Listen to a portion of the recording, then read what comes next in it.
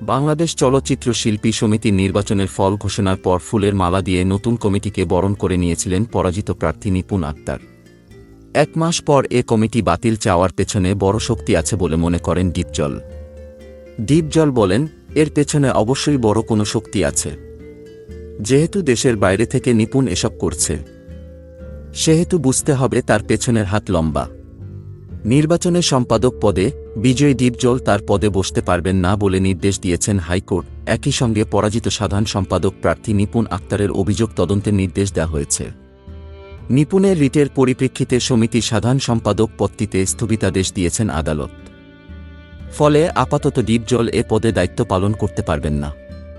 সোমবার বিচারপতি নাইমা হায়দার ও বিচারপতি কাজী জিনাত হকের হাইকোর্ট বেঞ্চ এ আদেশ দেন।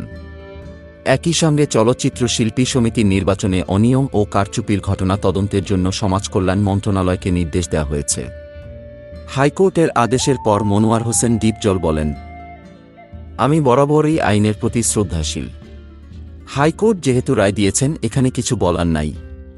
তবে বিষয়টি নিয়ে আমাদের কমিটির সঙ্গে আলোচনা করে 2-1 দিনের মধ্যে আমরা চেম্বার জজ আদালতে যাব।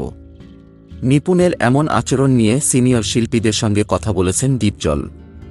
তারাও এ বিষয়টি নিয়ে বিরক্ত বলে জানান তিনি। ডিপজল বলেন, সোহেল রানা ভাইসহ বেশ কয়েকজন সিনিয়র শিল্পীর সঙ্গে আমাদের কথা হয়েছে।